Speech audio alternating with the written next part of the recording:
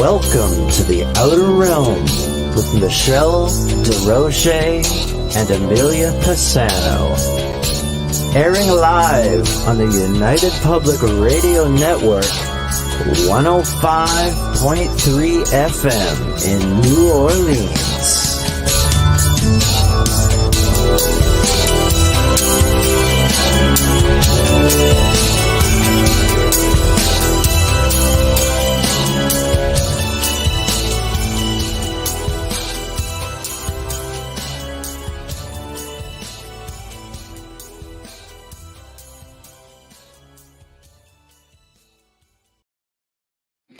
Hello, everyone. Welcome to the Wednesday night segment of The Outer Realm. We're broadcasting live on the United Public Radio Network, UFO Paranormal Radio Network, 105.3 from the Gulf Coast and 107.7 FM from New Orleans.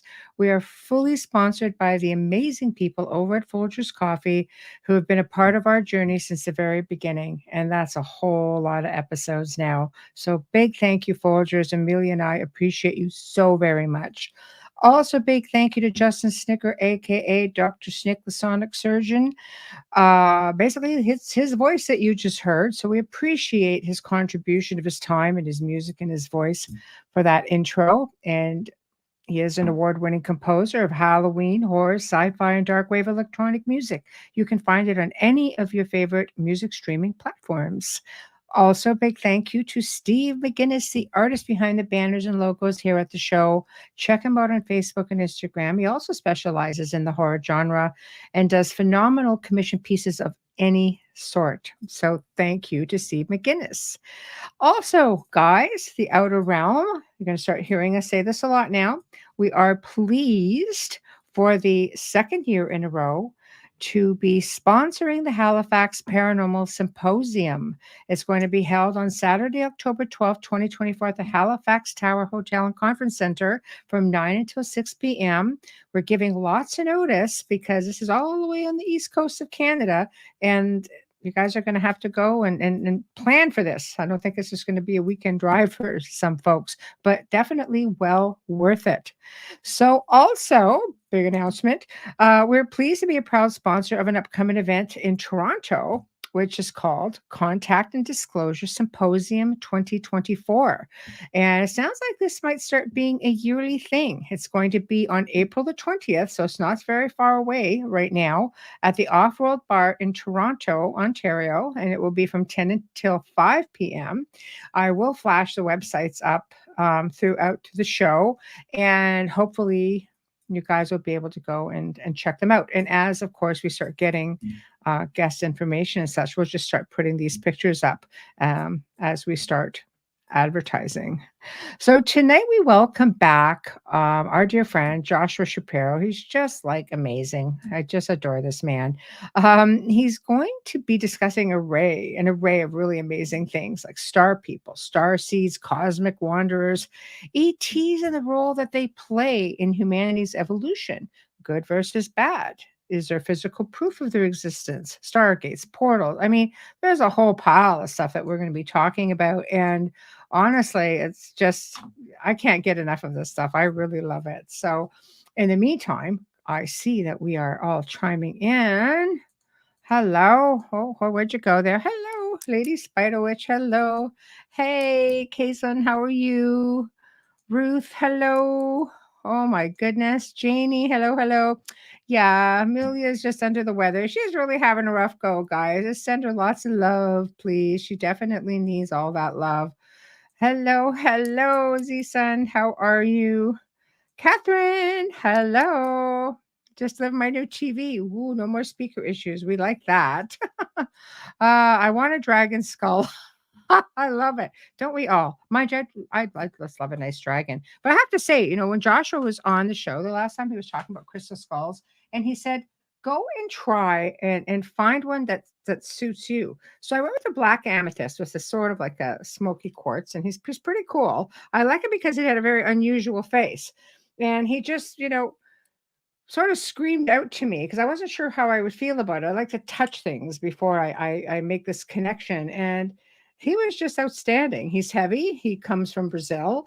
and he's what's called a black amethyst, which is more like a smoky quartz, really. But when I started researching this type of stuff in the area, it just completely resonated with me because the personality was completely me. So I thought, must be meant to be. So I thought, okay, oh, hello, Mark. Everyone's still chiming in. So tonight is going to be not crystal skulls. It's going to be something, like I said, really phenomenal. One of my favorite topics is like this whole uh, well, you know me. How many shows have we done on this? And for those of you guys who have watched The Gray Zone, which is another one of my shows with Joe Montaldo, full of information, you see we touch on a lot of this stuff and people love it. But you just don't know which way to go with it. And I think Joshua is going to shed a lot of light on that. So without further ado, everybody, my friend Joshua, hello. Hello, I'm happy to be back. Oh, I love that you're back. Thank you for coming. It's awesome. And also, I Awesome. saw Mark came on, so I want to thank him again for this connection. Oh, there we go, Mark. There we are. Yep. Yeah, I was been really excited about this show. I love the last show because you and I have chit chatted a bit off air as well, and we just seem to be of like mind on so many different levels. And this is one of those things that has, oh man, it's got a lot of different directions you can go in. You have people who are big into the exopolitics.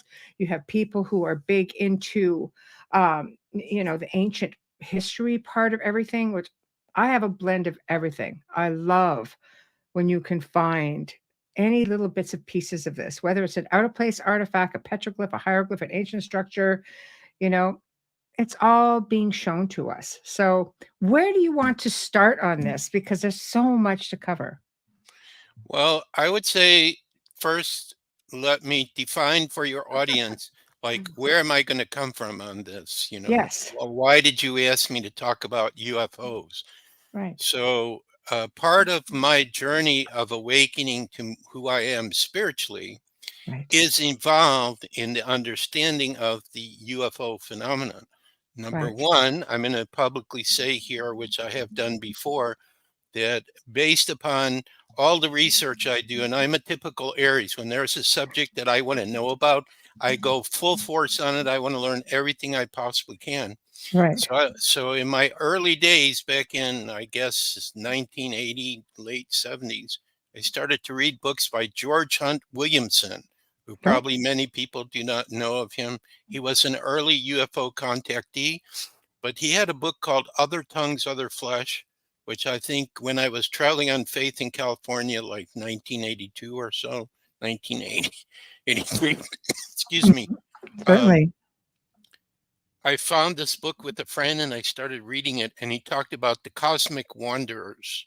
The Okay. cosmic wanderers is a group of, I guess, galactic beings who go from planet to planet and lifted into the light. And Wow. also, George Hunt Williamson, I think, also talked about that this reference that there's 144,000 of some type of beings or people that it may be connected to the cosmic wanderers. Hmm. So the reason I bring this up is because there is a sensing from soul wisdom and knowledge related to UFOs.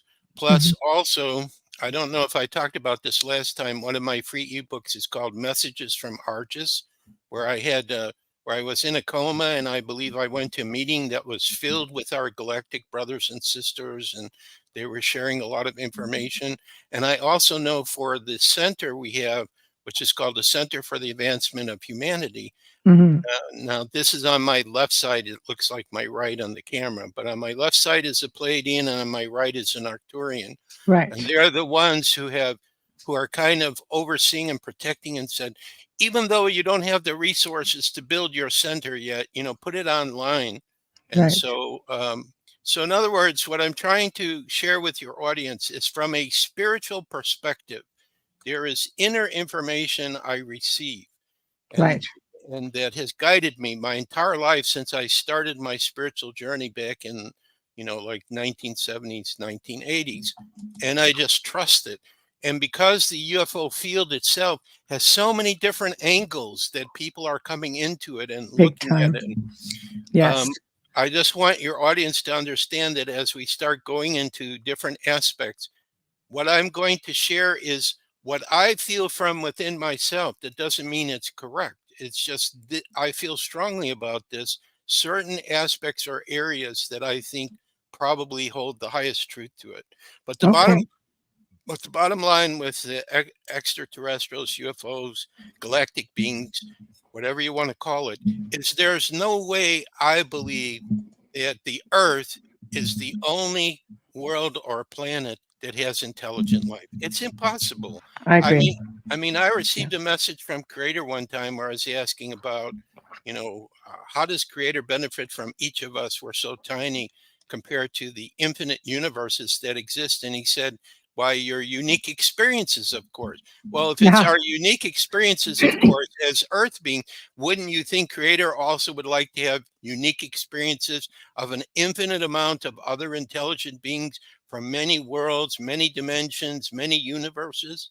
Yes. So, so if this is true, then probably it's most likely that people, and I've had certain experiences too that are connected to UFOs, that Hmm. we're not making this up. When people use their cell phones and they see something in the sky that's incredible, Yes. they're not Yes. making this up. No, So, I'm an eh, experiencer, so I completely can relate to right, everything you're saying. right. And so it's obvious, it becomes obvious. And we also have whistleblowers now that are coming out too, Yes. telling us what Yes. they've seen, like UFOs that have crashed, that have been captured, the dead alien beings. I mean, all these things are coming out. So the chances most likely that instead of all of this being fantasy, Hmm. the governments of the world, for the most part, do not want people to know about it and have been doing everything that they possibly can to try to convince people it's not true or it's not real. Hmm. So I think what we're going to be doing today, especially if you followed some of the suggestions I make, is Absolutely. we're going to offer for your listeners, and you don't have to agree, but Right. different perspectives. Okay. And if one of them or two of them or a few of them sound good, you should do your own research. I mean, if you Mm. go on the internet, every single thing I'm talking about is there. Telegram, they have this kind of information all over the place. Mhm. So, and the final thing is, and this comes from Katrina, who's my beloved, who passed in November. So she's very present here. She said remind to remind me that disclosure is very close to being fully released. And it's through that disclosure that I think then our cosmic brothers and sisters who are cloaking their vessels everywhere, they'll start coming forward. I think the Pleiadians, if I heard messages properly, maybe they'll be the first ones to step forward, but somebody's going to step forward, Mm. and it'll be right in front of our face, and there'll be no way that it can be denied, and it'll be something done all over the world. It won't Right. just be like what's been happening probably the last, who knows, Mm. 60, 80 years, Right. isolated sightings, isolated landings. No, this is something that's going to be major, and I think this Well, I meeting think that people have also been afraid to talk about it in fear of being ridiculed.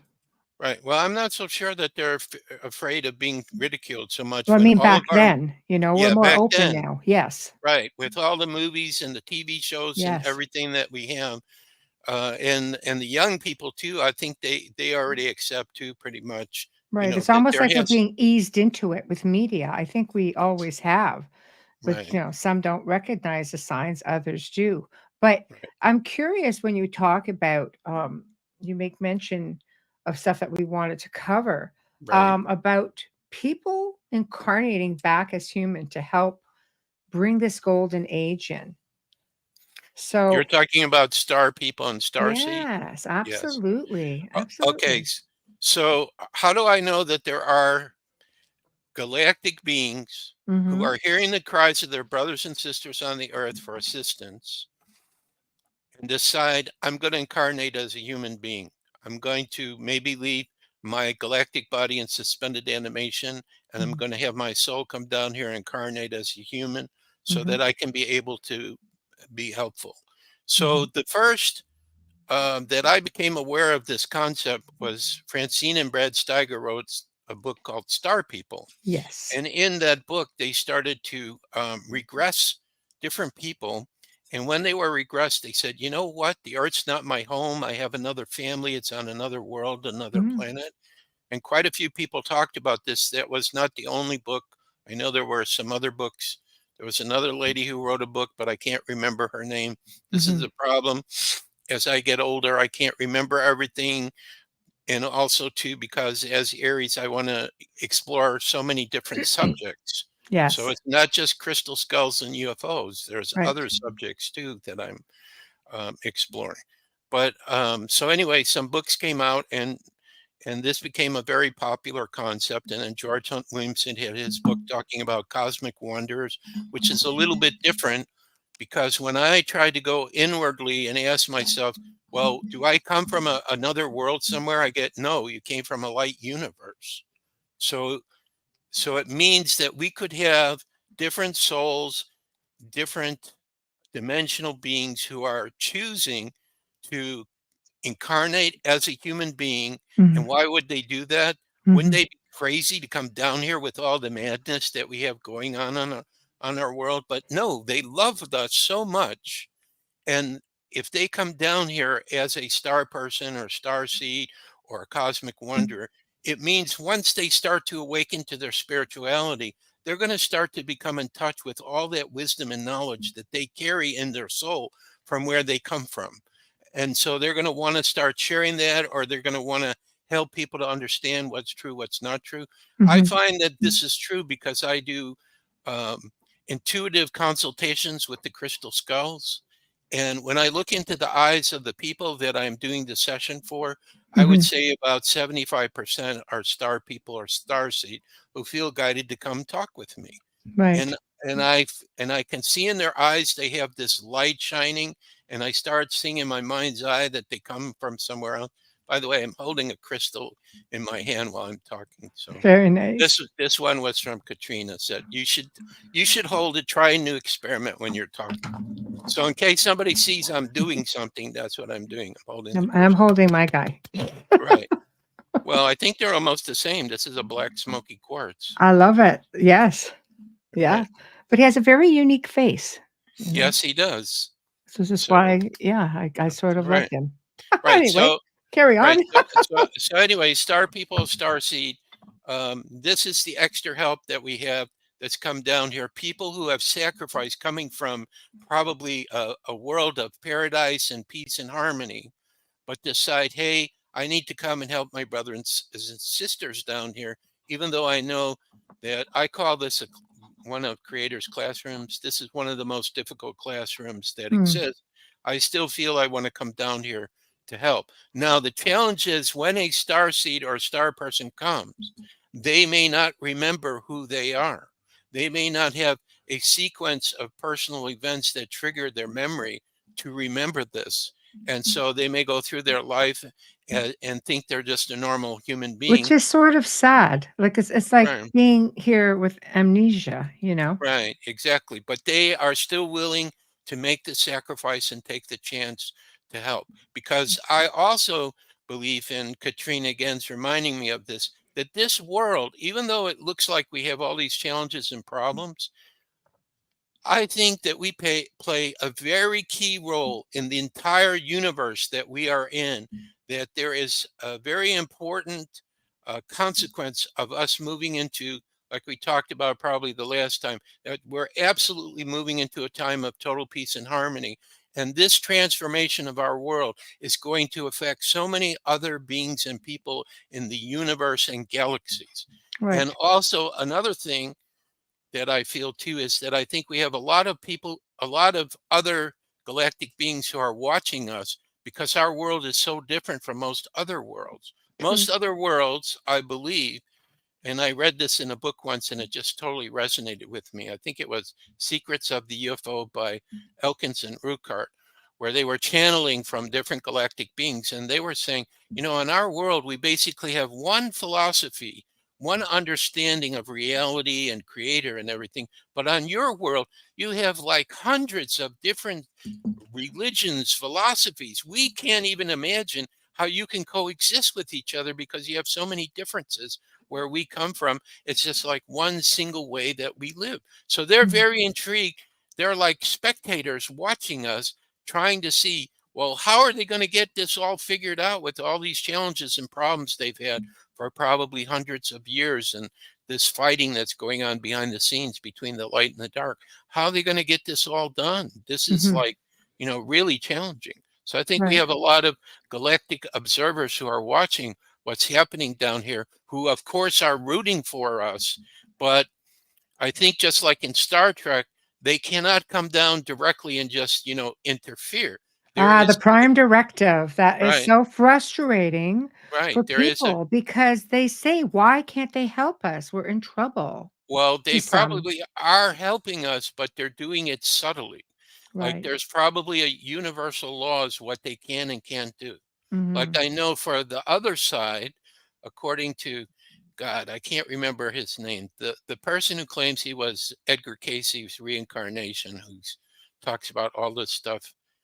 Yeah, that's interesting. Always forget his name. Anyway, he's interviewed whistleblowers, and they have told him that when they're going to take an action, they have to show everyone what they're going to do. Okay, this is one of the universal rules. So, Right. like The Simpsons, it seems to be a place where they start showing us what they're going to do in the future, Isn't that something?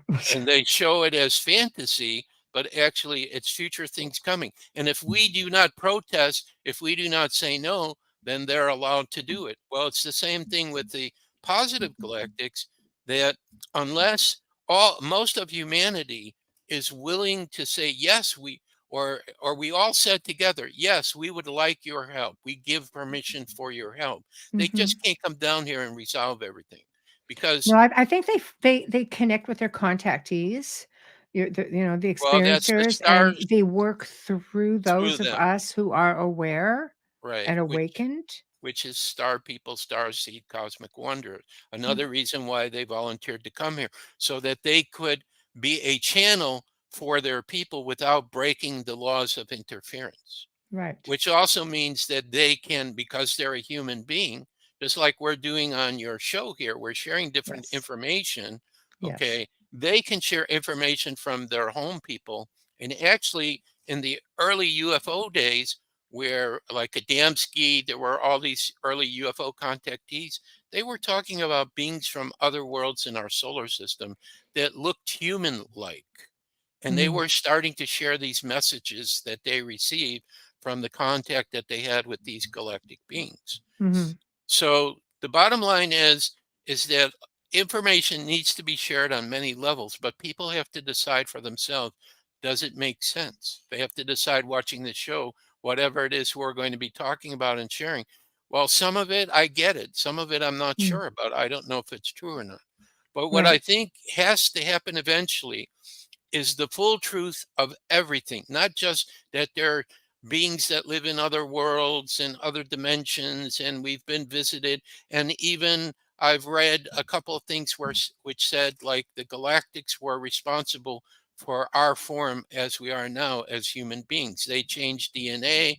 They Like the did Anunnaki. like the That's Anunnaki, but there yeah. was another race that's kind of reptilian, but a Yes. peaceful one, that talked to Yes. somebody. I just saw this and said, Yes. no, we were before the Anunnaki. We were here a long time Yes. ago, and we helped to develop the human race. Right. So Well, there's a belief there's that the reptilians have always been here. When you talk about, beings who are terrestrial, right. who like we're not the first kick at the can here. I'm sure No, you agree. We're probably third, fourth, fifth, right, who knows? But, right. you know, And they also were here people first. who channel Sasquatch, they say they were here before we were here too. Yes. Yes. Okay, I so agree. so it's kind of like, it just makes sense that the universe would be filled with intelligent life. And it just makes sense that at various points in the far past, probably, Mm, that they were curious about this world and they came here and they set things up. mhm, And that, now we're coming to a point in time where there's this war going on, and it's also between positive and negative galactics too. They're fighting too, that's going on. But when peace comes, we'll have access to these very spiritual races, their technologies, their spiritual knowledge, their wisdom, they'll probably help us to understand the truth of the true history of our world, the true nature of our world.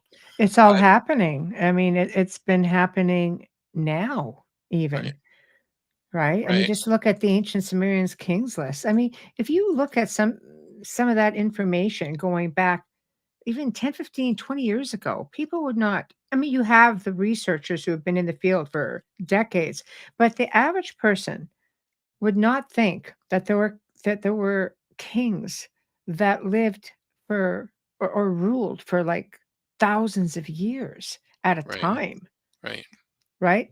This right. is extraterrestrial. Yeah.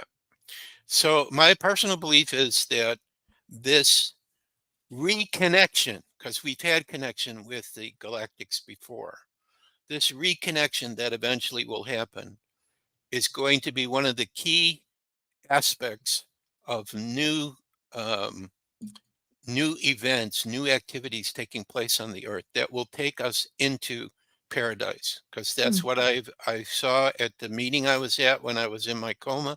And I mhm. have a guide, Argus, who's me in our future. And when I look through his eyes, that's all I see is total peace and harmony. I see our children walking with galactic children.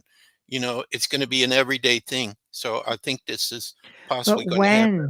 when and what do we have to go through to get there? I mean, is this in 100 years? Is this in 50 years? Is this in 10 years? Well, if it's what I see through Argus, he's in 2037 to 2040, so it's not that Not that far. far in the future. So Right. I have to go with the communication I receive from Right. spirit on this. How do I prove this? I can't prove it. Mhm. It's just the feeling that I have that it's not that far away, that Right. we're very close.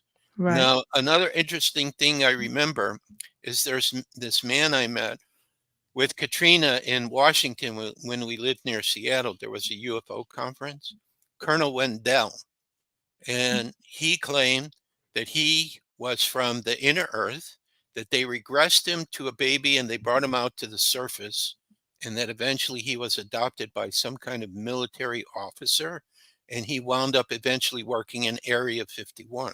Mm. So when our secret military there was having contact with these beings, which we call, inner earth beings, they wanted only to speak to him because they already knew him as being one of their own people. Hmm. His father from his true family channels through him. And so what I want to bring up is something his father said, but it was a couple of weeks ago, but I can't get it out of my head. So I have to Okay. accept that there Please could be share. something. You're meant to tell us then. Well, I'm going with what I'm hearing and Yeah, coming of up course. and trusting I'm supposed to say it.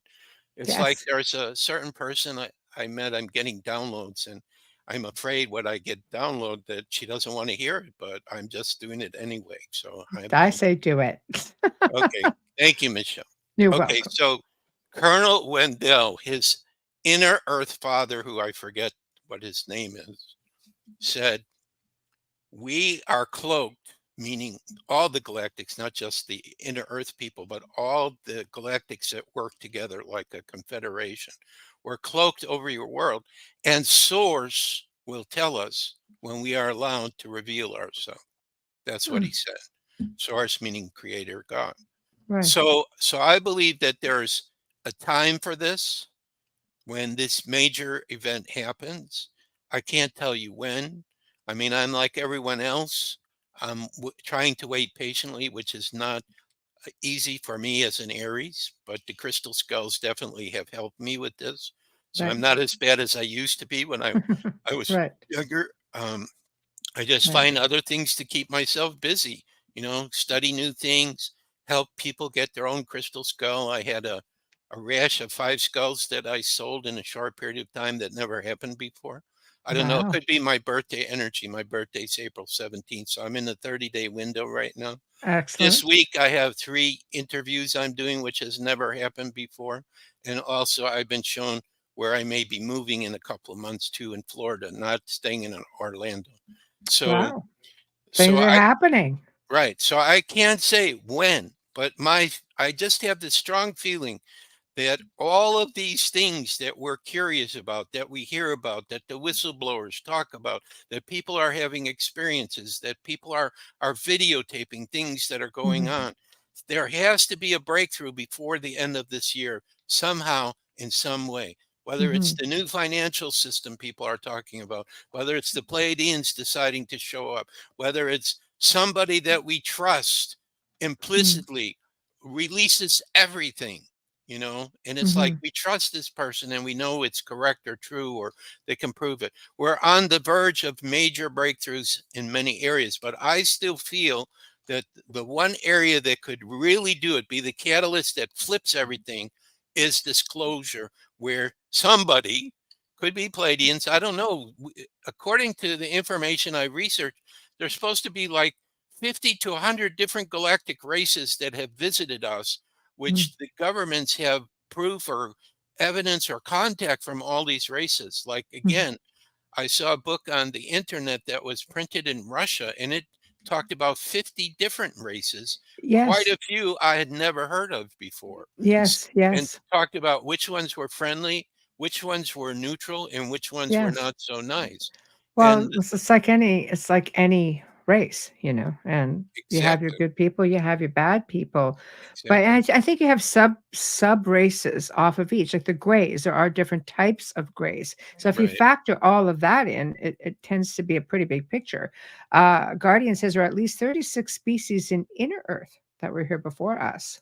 Well, that could be too. I know that that was why I was talking about in Earth, to say that there are galactic races also that are based inside there as well. Yes, yes. This is the And book, the KGB Alien Races book, the yeah, Russian one. Yes. yeah. Yeah. So it's like, for me, the UFOs, the ETs, because I get telepathic messages from them. I have a new one that just showed up that all I know is he seems to be a gold color. I still haven't figured out why is he showing up right now. Am I about to do that he's interested in? He's Mhm. in my room. I mean, it's like I'm just looking in the corner and there he is. Right, So right. I just think that the key to understand is that there are many galactic races who love us. They want to help us, but they have to do it in the proper way. And also, Carrie Cassidy was interviewed one time, and she made a comment which I thought which just struck me very true. In her study, she does a lot of research, and she gets to talk to many whistleblowers. Right. I've only spoken to one or two, and then I see when they're interviewed, and I try to go with, does that make sense or what? She Mhm, said that another reason that this positive world has to happen is because, working with the elite, they have their own galactics they're working with who are not so nice. They're into power and control, but they have interfered in the natural evolution of humanity. And Creator is not going to allow this to continue for very much longer. right. They went too far. So when she said that, I felt like, yep, that's absolutely correct. And I personally believe that I volunteered to be here at this time to help, share this kind of information, but also to be prepared. Um, why are you telling me the sleeper has awake? Because the sleeper, the cosmic wonder inside, is starting to awaken. I have crazy stuff starting to go on that's driving me nuts. Mhm, And uh, and I just think that we're getting ready to work directly with certain galactic races. And I know the Center for the Advancement of Humanity, this is going to be one of the key areas that may distinguish us, is we're going to be working directly with various races. This is what mhm, they tell me telepathically, mhm, and bringing forward their information, and probably have to translate it so everybody can understand what they're talking about.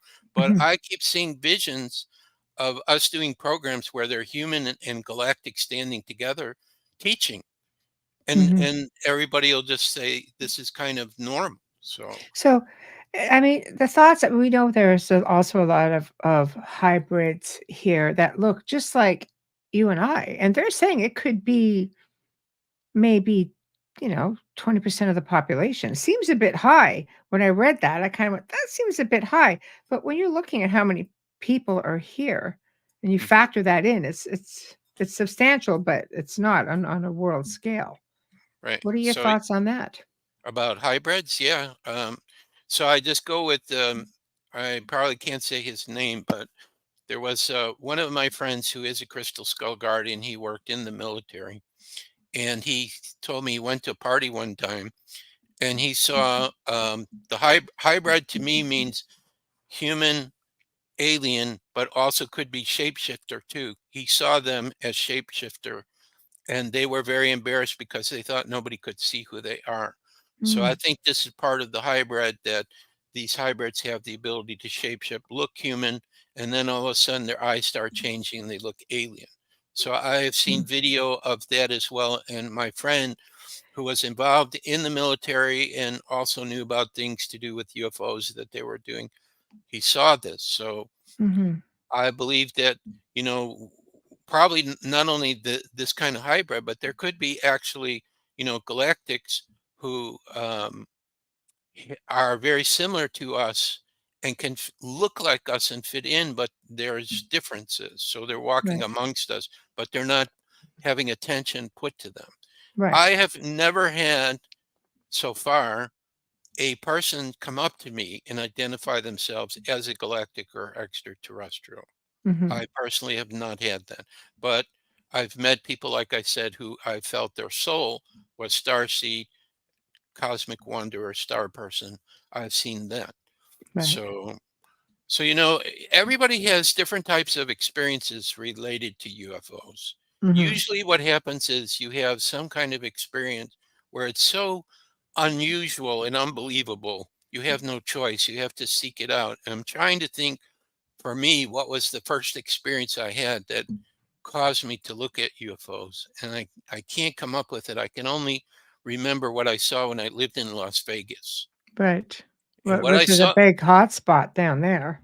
it's a big hotspot because it's not that far from Area 51. And I saw a documentary where they have planes that go back and forth with people who work there. But in Las Vegas, what I saw, because I'm sensitive to energy, this is my gift. Right. So one way in which the UFOs cloak is they hide themselves as clouds. The electromagnetic energy field around the ship will ionize the air molecules and make a cloud around them. So this has been my most common experience. Almost everywhere I go, I'll look in the sky and I will feel energetically these clouds that are hiding these ships. So the reason I bring up Las Vegas is because I remember I went outside one day and there were like 10 of these clouds, one on top of the other.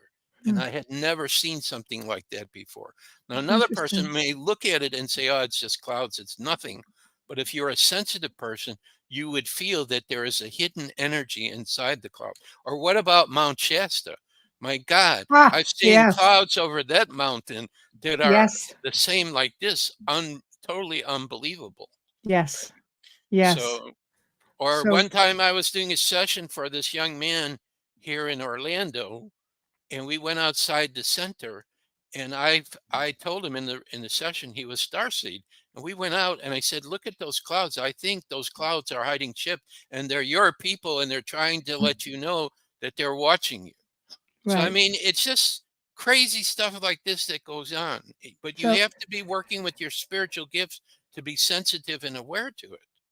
well, I'm gonna while we're on that topic, we have a question or two.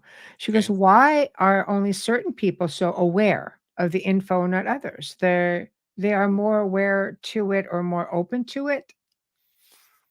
Well, I think what it is number one, it has to do with your openness to to your spiritual development, Right. because this means you're sensitive to different frequencies of energy. Now, the major reason why most people aren't open to it is because when we went to school, they made sure that there was no information whatsoever to support extraterrestrial and UFO life. And this is programming the subconscious mind. Right. Right. So we just think, okay, we just have this world, and we have enough problems just dealing with this world that Mm, we have to start worrying about, oh, there's all these other races and they're visiting us and so on. Um, and then we have the star seed. So some of them start to remember who they are, and the knowledge of their race and their people starts coming back to them, and they start remembering it. So it's kind of like a different experience for different people. A lot of people I know tell me, just like I said, that they had a specific experience where they saw a UFO, or they watched a movie and something stirred inside of them. For Mhm. everyone, it's different when this process to awaken comes. Oh, yeah, I remember what happened to me in the beginning now. When I wrote my first book, Mystery of the, not sorry, that was the Crystal Skull book, Journeys of an Aquarian Age Networker, which came out in 1983. I was traveling on faith with my friend. And as we were driving from Illinois to head out to California, we started to see these lights in the sky flashing multicolors and moving around because we were looking at them directly, and we started to see the clouds. And then we went to New Mexico and we met one of the early UFO contactees, who, again, I can't remember his name, but he had pictures and everything, and he was Wow. telling us stories like he was in the military and a ship landed and it took him on a ride and something like that. So that was really the beginning for me, when I started looking up into the sky and I start noticing things doing strange things up there. Now, Right. if I was not spiritually open and aware, I think I would have seen nothing. So this is why I say to the person who asked the question, I Mhm. think that there is a relationship for a person who is open to these things. They're also open to their own spirituality. They're open to working with different frequencies of energy. They start to understand that there's so many levels of reality that exist. Like, I think we talked last time, from spirit, there is no space and time in spirit. Everything happens in the simultaneous now, in the same place. That's how Mhm. I experience Katrina. I feel like she's with me here all the time, and Mhm. yet she's in a level of spirit, but I'm Mhm. experiencing her being present. So, Right, right, um, because of your awareness. Um, right, Catherine says, Joshua, we get the lenticular clouds stacked up. You can feel the high energy as they approach Mount Rainier, and it feels like a convention. I've been to Mount Rainier and I know exactly what she's talking about. I've been there. It's a There we wonder. go. It's so powerful. No wonder why they had the 7 UFOs that were seen right before Roswell. There was a man that saw the UFOs flying in formation over Mount Rainier. That Right, place is juiced. Baby, right, it's juiced. I loved it. This right. my Crystal kids went up there with us and Katrina, and they loved it too, and they were soaking in that energy. Wow, very, very nice, very nice. I Sorry love it. sorry to get excited about it, but I know exactly No, what she's don't. talking about. I love it. I think it's fantastic. I think there's these power spots all over the world. I know I have friends in the south of France. There are many big mountains down there, Mont Seigneur and Bougarache, Right. and tons of UFO sightings, extraterrestrial experiences. The energy is like, I've been to the south of France. I've been to these areas, and the energy is exactly what you would expect it to be. It's just hard to explain, but it doesn't feel as much as it feels like it's from Earth, because you've got this great crystal that comes out and amplifies these things. There are other worldly frequencies coming from these places. Hmm. And there's So, places like that all over the world. Maybe that's right, why I love mountains. right. So I don't know if you want to talk about an area of a quandary with the extraterrestrials or Of not. course I do. Well, okay. All right. So I'll do my release statement. The next area I'm going to talk about, for a lot of you, you're going to be upset with me that I bring this up, and you're not going to believe me that it could be true. But I think we're going to have proof and evidence of this pretty shortly. And I'll tell you, if you go on Telegram, there are a lot of channels that have great information about this. Okay, Yes. so my first comment is, I'm convinced we're not living on a globe, okay? Which means that we're not on a planet, we're in a world or a realm. Okay, so that's the first statement I'm going to make. Okay, how many people are ready to throw rotten tomatoes at me? Yeah, some people are going, what? What? Okay, now, if we're not on a globe, Look, where are we living on? Well, this right, brings us to flat Earth, or the geocentric model. So, right. so flat Earth says that we're living on a circular disk, okay, that there is a dome, which I guess is about 70 miles up in the sky. Therefore, the sun and the moon have to be underneath that dome, so they're not so big. And the dome, of course, then people say, well, won't I fall off? Well, no, because the dome is keeping everything within our realm or our world. And if that's true, then it means that what we talk about, that there's outer space and that the galactics are coming from outer space, this is where I have the quandary. I'm not sure if that's true or if they're coming through dimensional portals, which I know absolutely is true. Because Uh, again, yeah. again, there are people who are either watching in the sky or are in some place where these portals open and ships come through these portals. Okay, and they filmed this, so I'm pretty sure that I've seen it. that's happening. Now, there was an interview I have on my Rumble channel with this lady who wasn't channeling the Pleiadians, but said she was starseed and the Pleiades was her family. And so she remembered stuff. And she said the Pleiadians had access to some kind of code so they could also go through the dome at the top too. Okay, so it's either dimensional door or they have a code to come through the dome.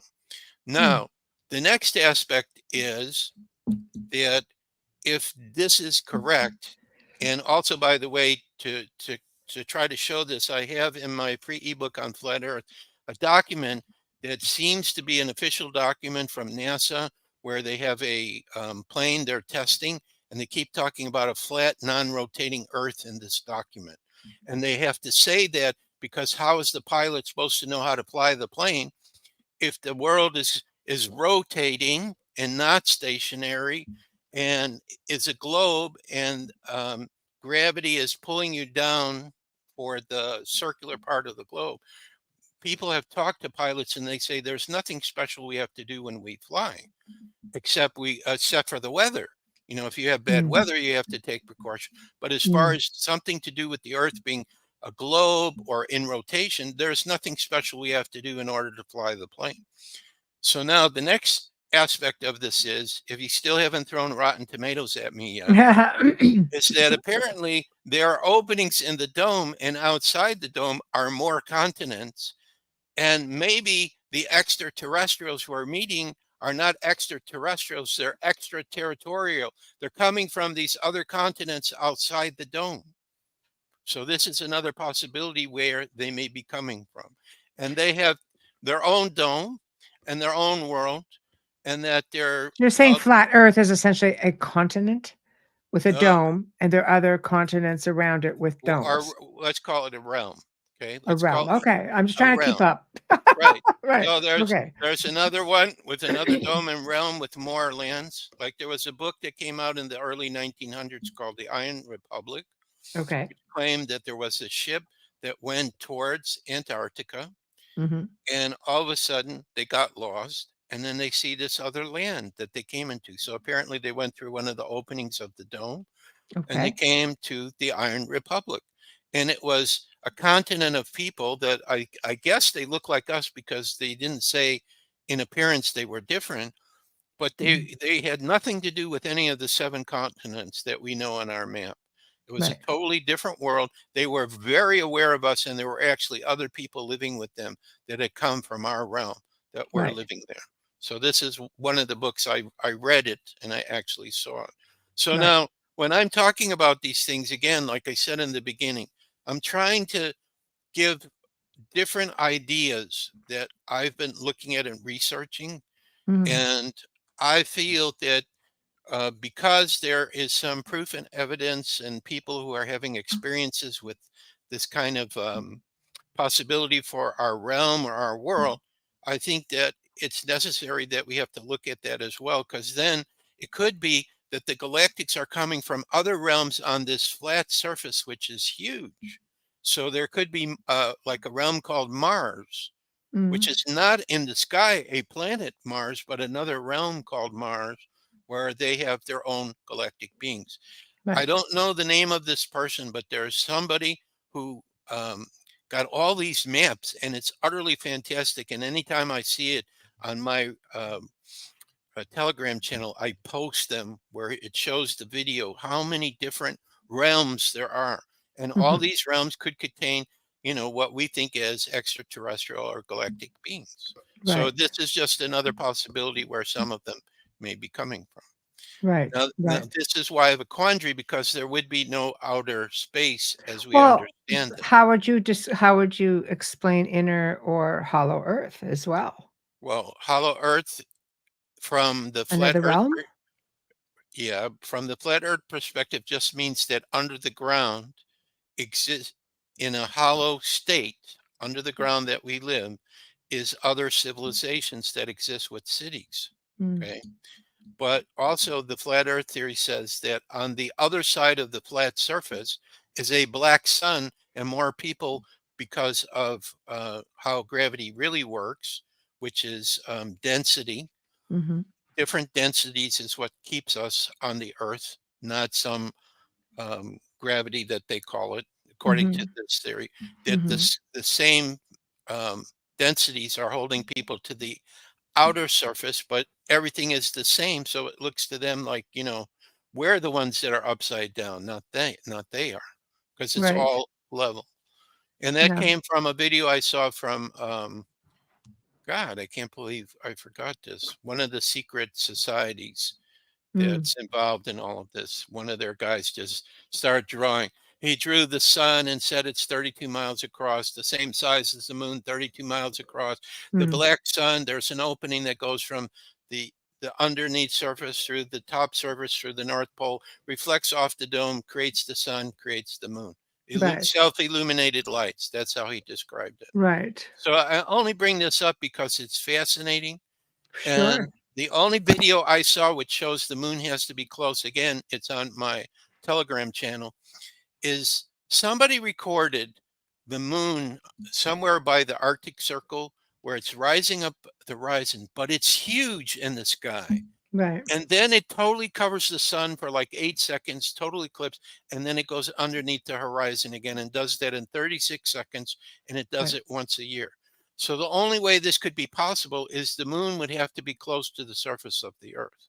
Mm, So if it's underneath the dome, which is 70 some miles across, up, then maybe it's 50 miles over the surface. So I'm just saying the other possibility I'm bringing up is that the galactics could be extraterritorials coming from other worlds or realms that are part of our realm, extensions right. in other places. Right. Right. Well, I am one that, definitely is interested in different, perceptions because I believe that's what keeps the research going. So what physical proof is there? I mean, do we have, with respects to other beings coming in, whether they're from the stars, out of the oceans, out of the mountains, underground, aside from, I mean, the whole Area 51 thing, class vehicles. I mean, some people believe that these saucers were their own, that they've had the technology since the days of the Nazis. So I don't Well, know. What are your thoughts on that? well, I think that there's regular people who have things that they've probably found in the ground that could come from extraterrestrials. Mm, I mean, look at what happened with Roswell. Um, there was mm, a colonel that was sent out, and he brought back to show his son some of the, things they found from the crash saucer, and mhm. then his son reported what he saw many years later. So Right. most of the proof and evidence, they immediately go and they try to hide it, or like people connected to Roswell said, we had military people that came and they threatened us, and they said, if you ever talk about this, we're going to take you, and your body will be buried in the desert, and nobody will Mm, ever find you again. right. So why would these kind of activities go on by the military if they weren't having total absolute proof of crash saucers and um, Right. these kind of things starting to happen? So I Right. think there's plenty of proof.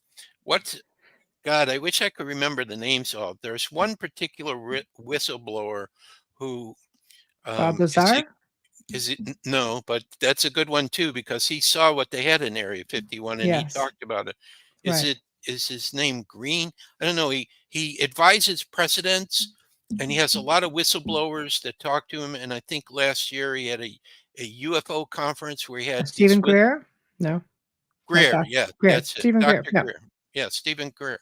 So, he also has talked to whistleblowers who have seen plenty of evidence for it. And I'm assuming he has also been shown by the whistleblowers as well.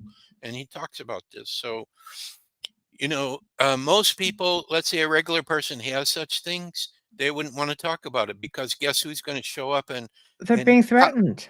Yeah. right and Yeah. confiscate it or put him in jail.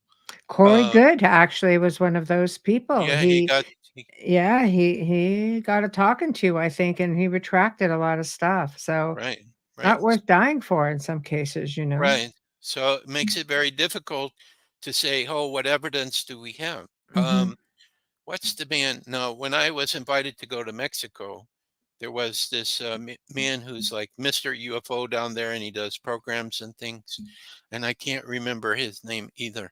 But recently, they thought they found a mummy that was Yes. extraterrestrial in the ground. Yes. You know what I'm talking about. Yeah, But I I do. think, Yeah. but I think they disproved that. But this is what I'm saying. Or like in Peru, they find mummies where some of these mummies have elongated heads that That's don't right. look human. So Yes. this could be a type of proof. So, Right. for people who are saying, I'm not going to believe unless I can see something that proves it to me, Right. then they'll just have to wait until disclosure comes where they I, will I have all the proof. Joshua, I think people need to just go back to the roots and go back to the past. For the people of faith, if you look at the Old Testament, there's all kinds of talking about extraterrestrial. Ezekiel's whale, the Book of Enoch, those are just two for starters. You know, there's ancient paintings. Go back to Da Vinci, who had his own experiences,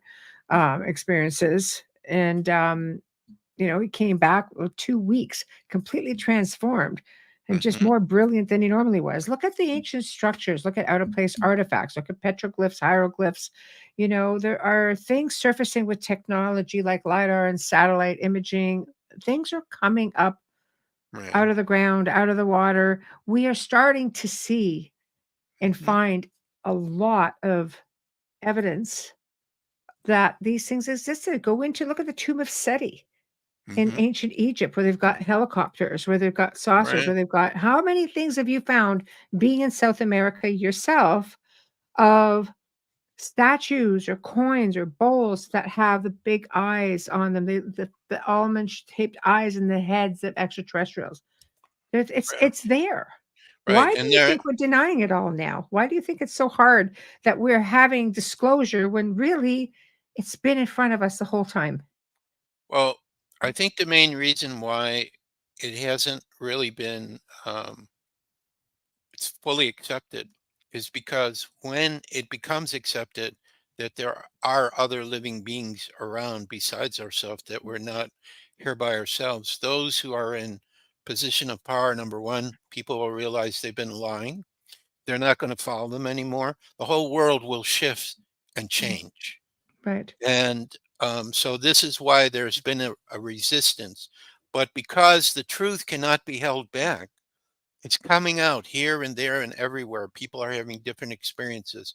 The Mm, galactics themselves are allowed to a certain degree, to have some contact or so on. I mean, I've heard stories from many people of, different races who have actually contact humans and given them information, and then they've gone out and shared it.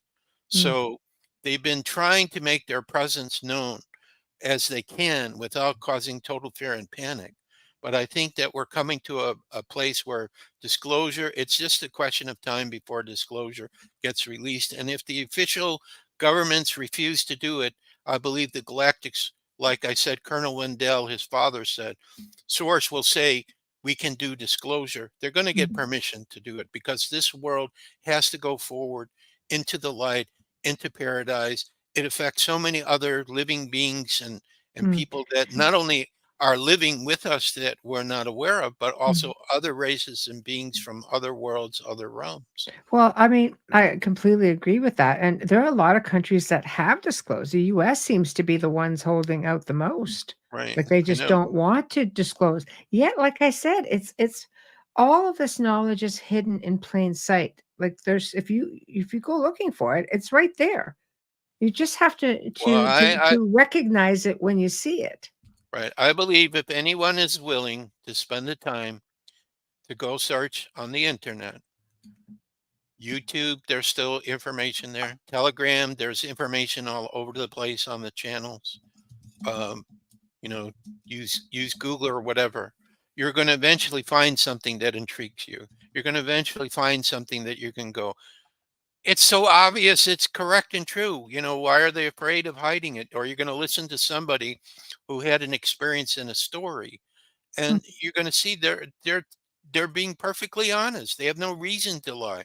A matter of fact, if they tell their story, they're risking possibly some problems to happen to them, and yet they still are not backing down from describing their experience. mhm, So, and also too, we have had meetings in the U.S. government where they did bring in, people who I guess you call them whistleblowers. I saw one meeting where there were 3 people that came in, all that were part of official government agencies or military that clearly said this was the experience that I had. And mhm. and it had to be this. Or one person said, I've talked to people who have seen the crash saucers and seen the dead alien bodies that they have. We have these things. And he heard it from several people. So, I'm gonna show you something right now, okay. and this is and I don't know if you've seen it because you've been down to South America. This is a statue that was dedicated to an ancient reptilian god named Morop, and this is in Peru. It stands there today, and the story goes, I don't know if it was a natural disaster that was coming, to the area, but this reptilian being took people underground and cared for them for I don't know if it was a decade or 2 decades, or he Mhm. educated them, he helped them to survive, and this is in the wide open. I mean, this is not like this is hidden. Yeah, I've This is seen just one example. right. I personally did not see this statue, but I've seen it online reference. Right, right. So, Right.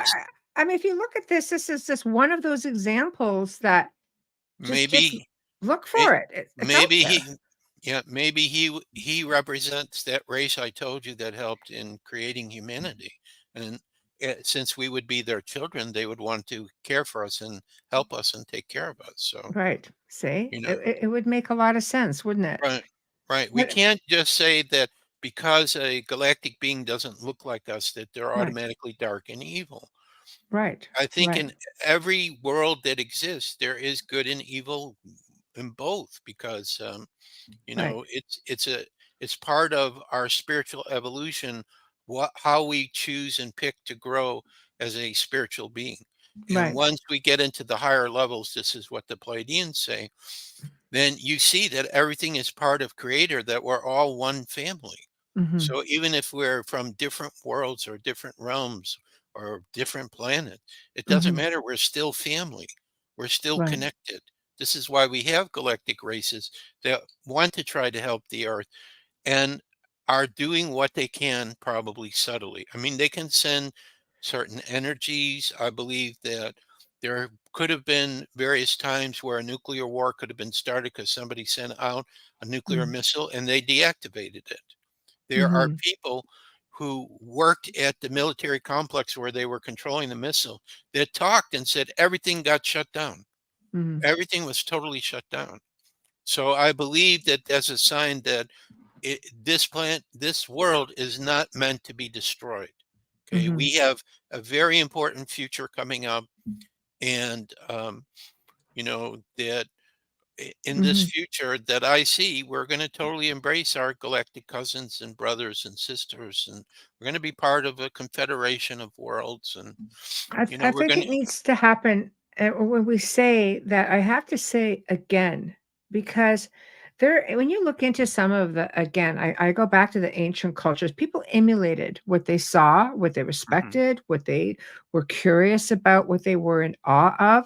You're going back into, like, places like Japan, who talked about dragon emperors that came from the skies, mhm, right, China, who had, like, the serpent goddess. Like, I mean, those are just like the reptilian beings. That doesn't even touch on everything else. Places there is ancient history and oral history that is documented. And these people were not only awakened and aware, they were, in most cases, they coexisted with so many of these beings that we're talking about right now. And we're saying, like, what happened in there for us to go the other way, where now we're all begging pretty much, like, can we just disclose already and bring back awareness? It's like, did we take a step backwards somewhere? And how did it happen? Why did it happen? Again, I think that the people who think they're in control of our world, they Mm, didn't want the true information to be given out so they wouldn't have to give their power away. right, Because, like, for example, let's say a Palladian ship decides to show up and we right. use all the modern weapons we have to fire on it, and then it Mhm, just bounces off. There's nothing they can do about it. It could sit there for years and there would right, be nothing that they could do about it, even with their most advanced technology that they have. And right. so they, these people just don't want people to know, but the truth is showing itself everywhere. I'm sure in every country now, there have been sightings of UFOs in the sky, Mhm, strange phenomena that's appearing. So, you know, mhm, it cannot be denied anymore. But the right. key is, okay, so if it's real, does that mean we're being invaded or are we going to get help? And I just know that eventually we're going to have total help once the truth has been revealed, once people understand what contact we've been having with different galactic races for a long time that Mhm, has not been publicly shared. mhm, And so this truth will come out and they will be able to help us with new technologies, their spirituality. Maybe we can go visit their world. And I'm sure some of them will be interested to live with us because we live so differently than they do. mhm. We still have a different world. So, I think we have so many stargates and power spots right here, on the planet. I mean, the ancient people they knew where to build. They knew where to put their temples. I mean, and the church went in and went right over top of them. They still know where. But, mhm, we've had people that come on the show. One story that I find was very compelling was of the story that was told by a guest of two men going hiking in the mountains. And all of a sudden, they were someplace that didn't understand. They saw blue avians. mhm, And one left and one decided he wanted to stay behind. So the friend said, "I'll come back. I have finished business." And he could never find it again. Probably because he was never meant to be the one to go. But mhm, it goes to show, like, it's almost like a time slip. You can just literally slip into another area. You mhm, hear about it all the time, especially people who are caving and things of that nature. It's just there is just so much. And the fact that some people are very aware and they want it, they want more. They don't want to just take no for an answer. And you get some that are just so fearful because I think we've been conditioned to be fearful, mhm. I think so. which So, hinders our awareness, right? right. So I think it's a really tough job for our galactic brothers and sisters Right. to try to figure out what, because this is what I felt when I went to this meeting when I was in a coma. They were Right. talking about, they were looking at so many options. What's going to be the best way so that we can introduce ourselves and show that we're real. We've been interfacing with your world for a very long time, Yes. without causing the panic and fear. It's like, very difficult to figure it out what's going to be the best way to do it. So Right. either they show up or either there's somebody that everybody trusts who we know doesn't lie like most politicians do and the media does. Someone who absolutely is trustworthy or some group that absolutely has total evidence of everything that Mm, will come out and start to share this information. And then the galactics can show up and then mm, we move forward. And when this happens, the world's paradise. right. This is why I'm thinking that disclosure or something the galactics do is the event, the catalytic moment that just like then everything just starts opening up and the Mhm, truth starts coming up. Um, and then we have this new world where we're brothers and sisters. We help each other. We create the most beautiful, um, structures, buildings, art, music, you know, it's I think this is the key, and I said this the last time. What if every single person who's listening to this broadcast for 5 minutes in the morning and 5 minutes at night before you go to sleep, visualize in your mind what would the world look like if everything was paradise and perfect. If Right. all of us would do that every single day to the end of this year, the geometric multiple and power of this, plus also we would be sending a message out Into the to our collective. right, into the collective, into our galactic brothers and sisters who received that. Because all Right. my communication with this Pleiadian and Arcturian, it's all telepathic or it's all on a feeling level. They would Right. get it and they would hear, okay, humanity's ready for us now. Hmm. There's enough people that are asking for this, that are ready Hmm. for this. And then conversely, what happens is, as all of us do that, we're going to be sending out this positive energy, which could activate other people that are slightly sleeping. That all of a sudden it's like, oh, I saw Star Trek the other day. I think that they really were showing us the truth about something. Just all of a Right. sudden they shift.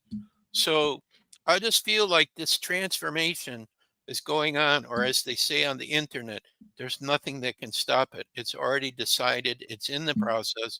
We just don't know what's going to be the key moment, the key event that happens, but we're getting closer every day.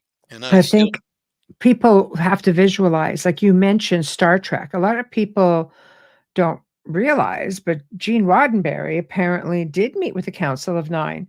And this project, I think, was a way of, showing people working with extraterrestrial races side by side, like you're envisioning, like your visions have told you in your messages. yeah, And yeah, in this visual, people went crazy for it. So they see it. And I think it's a perfect depiction, right, because sometimes people need visuals, right, definitely. And I was right? told by Spirit, anything that we can imagine, we can only imagine it because it already exists somewhere. Right. So there, Right. so there are parallel Earths where what we're talking about already exists. They already have had their disclosure. They already have the galactic beings walking on the Earth with them. Everybody's totally comfortable with it. They Mhm. enjoy having conversation with them. They Mhm. enjoy learning from them. The Right. children feel their light and their love energies and, just are drawn to them just to be Right. around them. So because I know this has already happened on some parallel Earth, means it's very possible that we're en route for this to happen here. I Right. think, I personally feel, and I can only say this for myself, that there's a part of me that keeps saying to me, Joshua, you're not leaving this world until we have this completely done. You're Right. staying until this is completely finished and done. You didn't just come here for a short time. No. I mean, I'm going to be 69, but that's still for me, that's a short time. That's a You short didn't come time. here Yeah. for a short time just to experience it. You came here to help to bring this beautiful paradise to the planet. Right. On that And note, I have to do a very quick pause. So, for those who are just tuning in, you're tuning into the Outer Realm right here on United Public Radio Network, UFO Paranormal Radio Network, 105.3 FM from the Gulf Coast and 107.7 FM from New Orleans. We are fully sponsored by the amazing people over at Folgers Coffee. Yes, yes, we love you, Folgers, very, very much. We're so grateful for you. Also, big thank you to Justin Snicker, aka Dr. Sick, the Sonic Surgeon, for his contribution of his time, his music, and his voice for our intro and outro. He can be found on all of your favorite streaming platforms. He's an award winning composer of Halloween, horror, sci fi, and dark wave electronic music. Also, a big thank you to Steve McGinnis, the artist behind the banners and logos at the show. Thank you, thank you, thank you. So, tonight, for those who are just tuning in, we have Joshua Shapiro back, and we're discussing a whole array of incredible things, such as star seeds, star people, cosmic wanderers, good versus bad, physical proof that they're here, they're not here, flat Earth, Project Bluebeam. There's all kinds of stuff going on. So if you're just tuning in and you missed most of the show, you'll have to check the archives, which will be up probably within about 20 minutes of the live show tonight. So, and we're back. So, try to make that as quick as possible. So, No, you did a good job. thank you, thank you. You've So, had a lot of practice, I assume. yeah, a lot of practice. Oh, before you ask the next question, could I tell my most favorite joke? Yes, you can. It's a Jewish joke. Uh-oh. Okay. Now, the reason I try to bring the jokes in when I am doing interviews or presentation is because when you're getting involved in all these things and doing your spiritual work and your spiritual evolution, it's supposed to be fun. It's supposed to be enjoyable, Right, so, and if it's something that's, it's too serious and you're not happy with it, then you probably should look at a new subject to right. research. Okay, so here's my joke. There's a father, a priest, and a rabbi, and they're having a conversation to talk about what part of the money they receive from their congregation they keep and what they give to God. Right. So the father says, well, what I do is I draw a line in the ground, then I take all the money, throw it up in the air, and whatever lands on one side of the line I keep, the other side I give to God. And the priest says, well, I do something similar, except I draw a circle, and like you, I throw all the money up in the air, whatever lands inside I keep, outside I give to God. Now, Shapiro is obviously a Jewish name, so I was brought up under Judaism. Although if somebody asked me what religion I am, I'd say I'm all of them or none of them, because I believe the truth is contained in everything. But anyway, I know what rabbis are like. Right. Okay, when my hair was longer, my beard was longer. Some people said, "You know what, Joshua, you look like a rabbi." So anyway, going back to Right, the joke, so rabbis take their time before they answer you. right. They're stroking their beard and they're thinking and so on. So he's driving the other two crazy. They're kind of like, come on already. Well, how do Right. you do it? And then the rabbi speaks. So I'll do it in the Jewish accent. You know what, you guys? You're doing it all wrong. What you should do is take all the money you have, throw it up into the air, and let God take what he wants. Say, it's logical. Of course, it's logical. That's So now logical. we know why the Jewish people are the wealthiest. Logical. They figure out a way how to do it. I love it. Okay, so now we're back to UFOs. Yeah, let's talk about underground bases. I mean, they're everywhere. I think you find them in the mountains. I think you find them in the oceans as well. I think they are underground planet Earth. What do you think's going on? Do you think we're all just conspiracy theorists? Is it just like real, actual, just military work on a need to know basis, or there's something more to it? Uh, I've spoken to this whistleblower, and I'm ashamed that I forgot his name. I've talked to him 4 times already, and I can't think of it. This is my Yes. problem. I should have written some notes before coming on. Michelle, I'm used to when I speak that I know exactly what to say and remember everything. But Right. anyway, he talks a lot about the DUMBs, the deep underground military bases. Right. And from the information that I received from him, as he said, they're all over the world. I guess they're about maybe 8 to 10 miles down under the ground.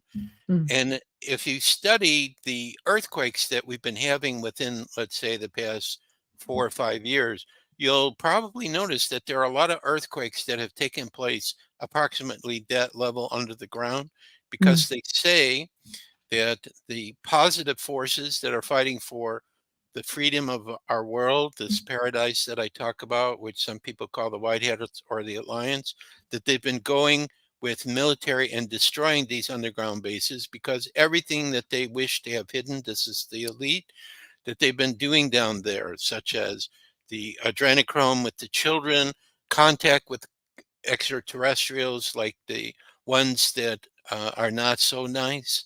Also, they found some giants in these bases too. mm, So there's a lot of crazy things that are happening in the underground bases. This is what this gentleman had talked about. I've seen also on Telegram some pictures taken where it's showing kind of what it looks like underground. Like the elite think, well, we'll destroy the surface of the earth and we'll just live down there in these places and we'll have food for 100 years or whatever. And then when the radioactivity is done, we'll come back up and we'll be able to start everything all Well, over. surely, I mean, just because you have food for 100 years doesn't mean you're going to last for 100 years. No, but we but do age. there are Right. descendants or whatever Sure, sure. that would come up. Right. So, according to this gentleman, these bases are very real, and as part of this undeclared war between the light and the dark, the light has been sending forces to take them out and to destroy them.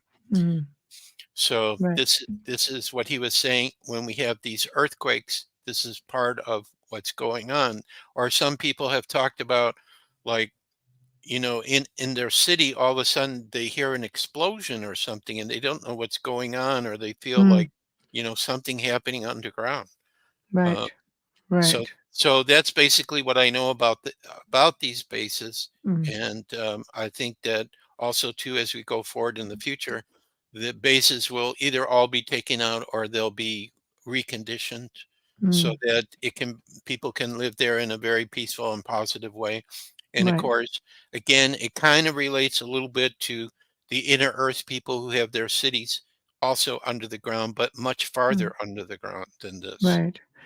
There's a lot of tales, and a lot of people who have, like I said, gone cave diving or hiking and ending up in obscure places just by going through a I just tunnel, and they're in a whole other world. I just remember the man's name, Gene Decode. He speaks a lot about the underground bases. He has a lot of information and he has contacts with people who tell him these things. Oh, I love that.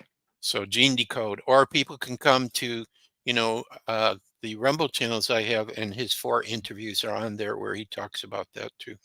Oh, yeah. I'd love to see those and, you know, communicate that because they're out there. People are seeing them. Whether you're just stepping into like dimensionally having a bit of a time slip and you're saying, you're just somewhere else, or whether you're physically walking somewhere else. There's parts of our planet that have entire ecosystems of their own underground. It's Yep. not unimaginable to think that there would be other races dwelling within these spaces. Like the Tibetans talk about Shambhala, which I think Yes. refers to the underground city of Yes. Shambhala.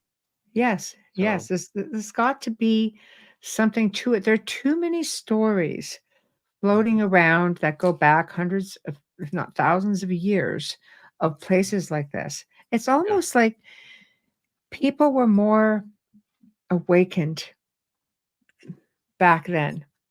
Like our ancestors that were supposed to have been more primitive were just not. They were completely aware and awake. They easily coexisted with other races of beings. They had technology that worked, you know. Now we're sitting in this time where everything has been suppressed and pretty much taken Hmm. from humanity. I mean, I think Nikola Tesla is a fine example, of how his technology, free power for the whole planet. Right. No, no, no, you can't make money that way, and you're going to, take that from us, and therefore, we saw how his technology was taken, upon his passing. So there's things that have always gone on that have been kept from us, Hmm. and that doesn't look. I mean, I'd like to think that it's going to get better because there's a lot of people struggling right now, Yeah.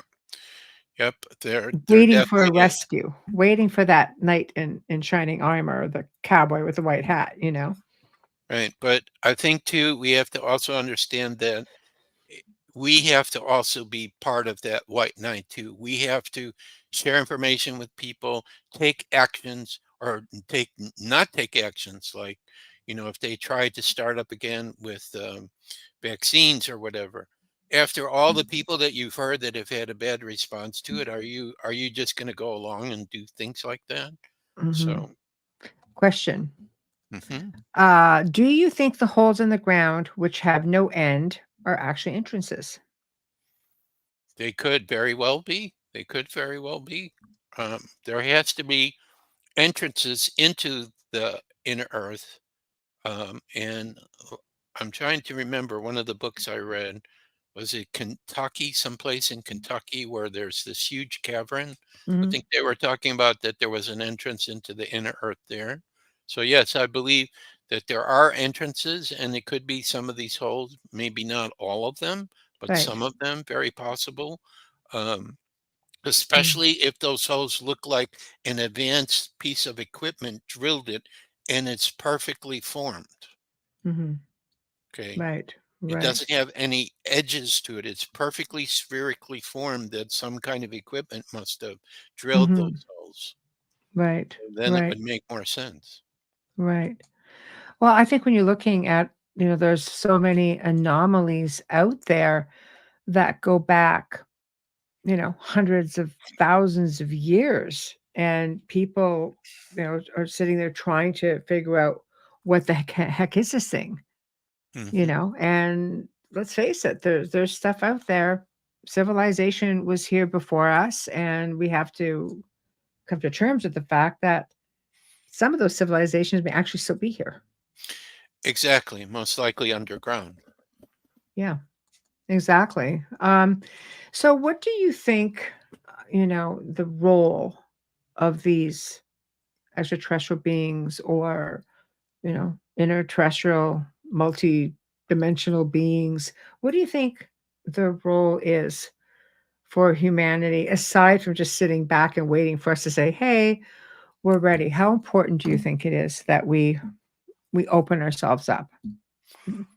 Well, I believe, like I said before, that one or two of these galactic races eventually is going to step forward, that they're Right, going to get permission from Source to do right, this. And, right, um, and I think their role has been is that they are observing life on our world, which is right. unique. That maybe they started some of the life forms that are here as an experiment. Um, I think that um, they also um, want us to evolve spiritually, so they're trying to help us in subtle ways to do that. Mhm. Um, I Right. think that behind the scenes, they're doing things which we haven't heard about as well. Mhm. So it's almost like probably throughout the history of our world, we've had contact with different galactic races. So Mhm. this is not a new phenomenon, Right. okay? Even though it has been suppressed, it's not a new phenomenon. And Mother Earth needs to evolve and go into a higher state where we have contact again openly with Mm. these brothers and sisters.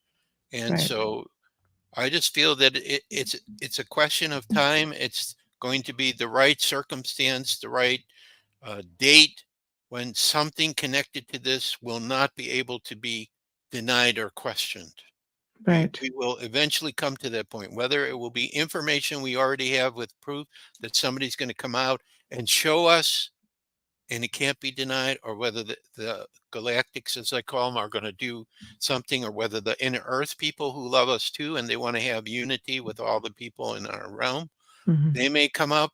I mean, there's so many possibilities that where Mhm. this could come from. And or it could be one of us. It could be a light worker where, you know, they take you on board a ship and they physically give you something, and they also give you some way to protect yourself so that what you're about to share or show, it cannot be interfered with no matter what There are anyone tries. stories of that happening. I know, like throughout, the last century. You do hear about these things. I Right, think it's awesome. right. Like they could give you a protective shield and they give you Mm. documents or some kind of device or something that you start to share with people. And Well, one man ended up with a drink, a solution that healed people, and he went on to open his own pharmaceutical company, and he helped people right, with this liquid right, that right, he was given. right. So there's many different ways that this could Yeah, happen, many right, different ways. But the key is that once everybody sees it, it cannot be unseen, it cannot right, be redone. And I just feel like we're really close to this right, kind of event happening. And s we just have right, to wait and see what will it be. What will we tell our children and grandchildren in the future? Was that right, key event and moment that our world totally flipped, where people started to wake up and we started to recognize that we're mhm, part of a galactic family and that we're going to start to have contact with our galactic family. right. So, what messages do you think they have for humanity based on your research and maybe, dealing with whistleblowers or contactees who have come back with a story to tell? Well, I think the first message I would think is that everything is one thing, which is creator. So Right, we're all brothers and sisters. right. So, this concept that you have here on the earth that you're separate from each other, that because somebody's a different religion than you, they're your enemy. There is no such thing. This does not exist. On the highest level, we're all one family. We're all brothers and sisters together. That Mhm, the whole point is that we can help each other. We can share our experiences. We can share our wisdom. We can share our knowledge. mhm, So I would say that would be a key message because that's how they live. If they're living in a higher dimension, 5D, 6D, mhm, in a spiritual way, they have more understanding and contact with the divine. And mhm, so, they're sharing with us that this is the key. It's about love, the love of mhm. all life, the respect of all life. That would be probably one of their most important messages that they would give. Right. Um, Another thing I think they would talk about is to recognize that our true essence, who we are, is souls, spiritual beings, divine Mhm, children of Creator. And that even though, we're experiencing the earth in a physical way, but without our soul empowering our physical body, there would be no life in our physical body. Like, mm, when my mother passed away, I went to the hospital and mhm, there was n and I just looked at her body, it was a husk, there was nothing there. Her mhm, soul had already left. So, if we understand the spiritual nature of ourselves, and this also will propel us to create a world of peace and harmony, because mm, we start to understand, yeah, we're connected with everything. mhm. Everything is an aspect of who we are. Right. So I think their messages would be of speaking of the higher truth of recognizing that we are, spiritual beings, Mhm, and that one other message I would say is that we have to do our own research. We have to do our own studies. yeah, Uh, everything is not black and white, basically. right. That when somebody gives you information, if you're in touch with your soul or your spirit, you're going to get a hit on things that resonate for you. Like, hopefully, for every single person who has listened to our conversation, there will be at least one thing that was said either by you or I, where you go, yep, absolutely. I totally get that. I totally resonate with that. Mm, So it's the things that resonate, which maybe you don't have enough information. You have to go out and do your own research or have an experience, like with the crystal skulls. I can tell you my stories. I can tell you what I think is going on. But when you're holding that crystal skull in your hand and you're meditating with it, you're going to mhm. have your own experience and you're going to gain an understanding of what they're about through your own personal experience. It's your So, energy melding right, with their energy, right? It's different for everybody right, because our energy is different. It's all about vibration frequency. exactly. So you need to have your own experience while you're doing your research, you know, uh, Mm, to find out the things that resonate for you. So that right. means as you're doing that, then when things come up where somebody's trying to force you or convince you that what they're telling you is correct, you have to say a polite no. I will not give my power away. No, thank you for the information, but it doesn't resonate for me. Or Right. thank you for the information. I'll look at it, and if I feel a connection with it, I'll get back to you. Right. So also not to give our power away to other people, Right. because the bottom line is the only person who knows your specific truth is yourself. We each can have insights, we can give suggestion, we can offer different ideas and theories, but Mm, what of those ideas and theories resonates for you? mhm, That's what you should take as your truth. And by the way, since I started on my spiritual journey, which was in 1983, I guess, so it's been 40 years, my truth and understanding of how I perceive the mm. universe and myself has changed I don't know how many times. So Interesting. this is another thing you have to understand, is that for a period of time you may have a certain truth that will get you to a certain place so you can accept the next level. Evolution. Right. But if you didn't start at that first place, you wouldn't be ready for the next step. So Right. it's constantly shifting and changing, Hmm. what truth is going to be for you, or what subjects you want to study, or there may be subjects you used to study and now you're not interested anymore.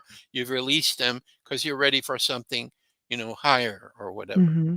So Hmm. this is how it is with me too. I try to be spontaneous, and I never know when something new may just pop up out of the clear blue sky. Somebody will share an experience with me. Oh my God, I never even thought of that before. I got to find out more about that. But that's Right. the little child inside of me that wants to understand and know everything. And that's the little child inside of me that not only wants to know and understand everything, but then I feel like, well, if it's really great stuff, Hmm. what good does it do sitting with me? I need to open my big mouth and start telling other people about this. Right. So that's Um, pretty much how I've been for a long time. Here's a question. How are the crystal skulls connected to aliens? Oh yeah, they're definitely connected. That's for sure. There you go. Um, um, when we were doing our book, when I was doing my book with my co-authors Nasserino and Bone, um, we understood that there was a great possibility that some of the crystal skulls that we now know today, especially those that are could be quite old, may have been gifts from the gods. Mm, Okay, because in some of the skulls they were showing holographic images when you activated them with color, light, and sound of ET looking beings and flying saucers. They actually had recorded it.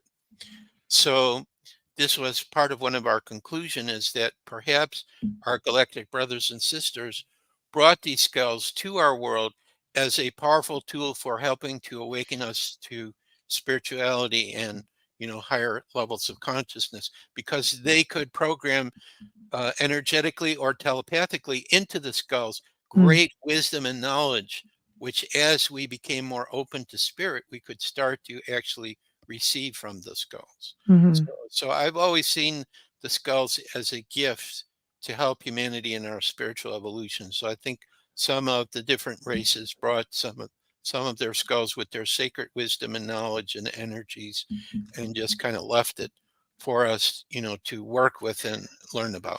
Some have been found in some pretty obscure places. Do you think all the ancient skulls have been located? No, Yeah, absolutely not. I agree. I agree. There are so many of them that we haven't found yet, or choose not to come out because we're not Interesting. ready. Because we're not ready. Right. There was another thought I had. Oh yeah, and then some of the skulls that have been found are in the shape of an alien head. Yeah. Okay, so this could imply that they were connected to some other race as well. So And we've Wayne seen make this come out. yeah, Wayne makes a good point. The crystal skulls could be data holding vessels as well. Yep, absolutely. They are I love absolutely. that.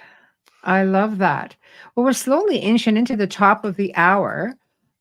So this is the part where you get to promote yourself. And I'm going to put this out. I'm going to put this back up on the board here. Okay. And I'm also going to, one second, hold on, put this back up. Now, I'm going to put this on in the chat room. Do you want me to put it in all the different chat Yeah, rooms for people? yeah. Okay, guys, for ebooks. Right. I have 9 free ebooks that I've been sharing since COVID started, because when COVID started, Spirit said, stop traveling, don't go out all over the place doing your lectures, just stay Mm, around. So, what's in Aries to do? Write, of course. So, I just right, started writing books, and I just felt like, well, because financially, when all this started, we weren't hurting.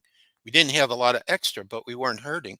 I'm not going right, to charge for any of this. I'm just going to put it out there and see who wants it.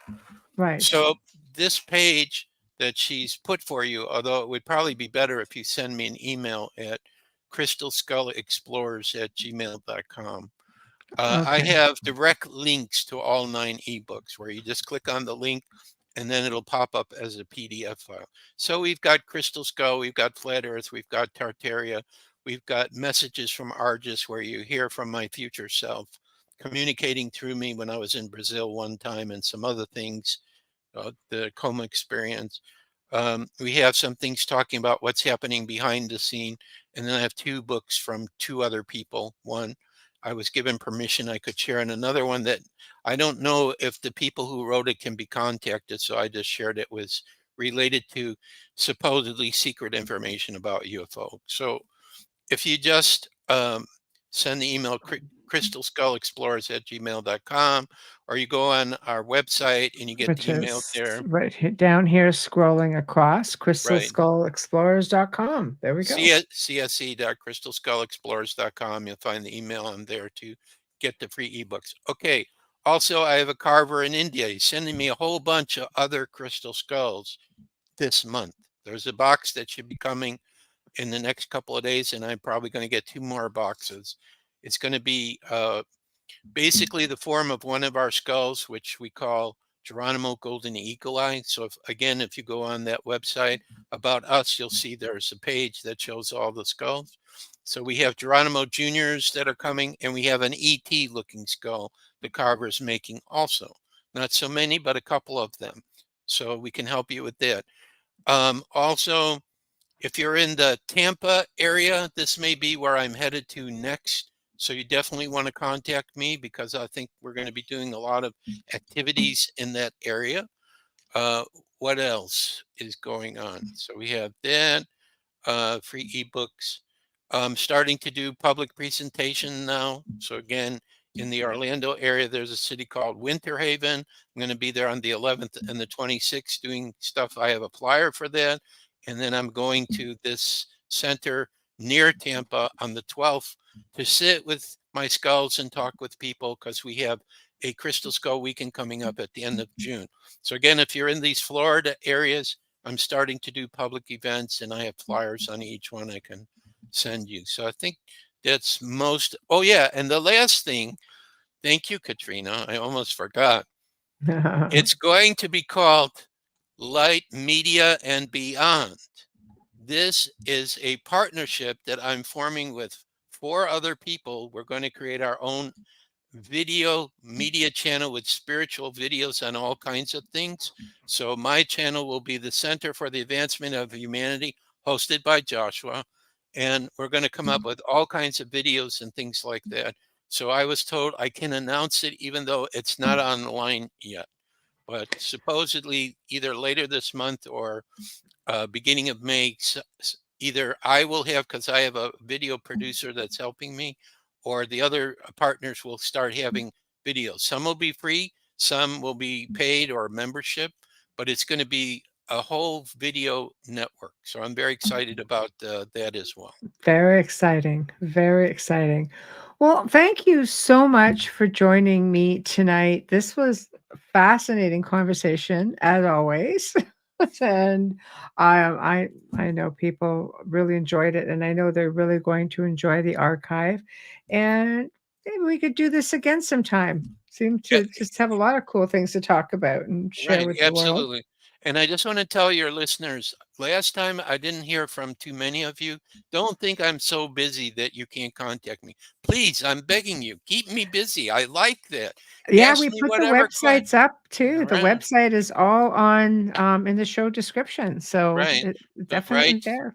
write the email or whatever. Maybe there's some projects we can do together. Maybe the center can work with you that we're going to be starting. So you just never know what's possible. And if you You have just, questions, he's right right, there and loves to answer them. exactly. So I, Excellent. right. So thank you again, Michelle, for having me. You're a great Pleasure. hostess. And, Thank you. and I know you have other great shows too. So highly recommend. If you haven't seen everything Michelle's doing, check it out. She's brilliant. She's brilliant.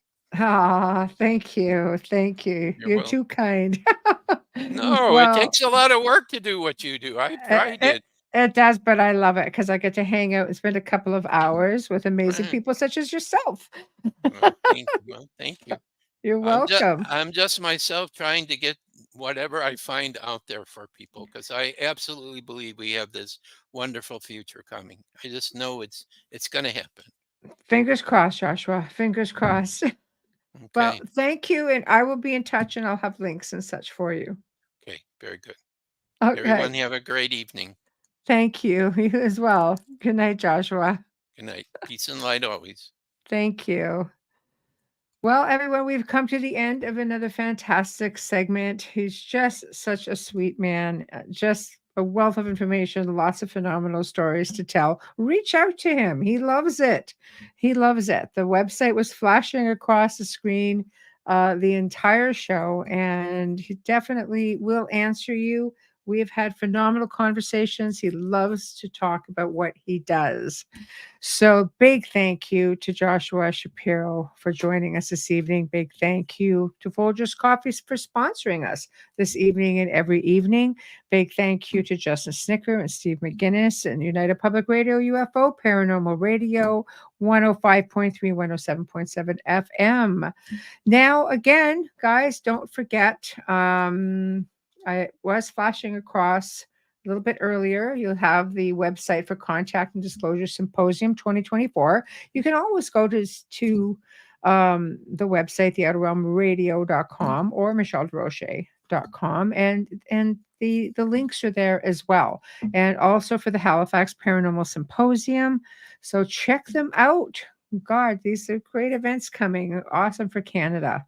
So tomorrow night, we bring back Michael Laflamme, Visions of Atlantis, Reclaiming Our Lost Ancient Legacy, Part 2. Essentially, we're going to pick up where we left off because, oh my gosh, there was just so much information. And there really is. If you guys haven't gotten his book, seriously, like in the show description, go just click on it. It's just fantastic. And the information is unbelievable. And looking really forward to having him back on tomorrow and to continue the conversation. So get yourselves ready. He's just answer a bunch of questions. It's going to be really laid back as always. So everyone, thank you and good night. We shall see you tomorrow evening.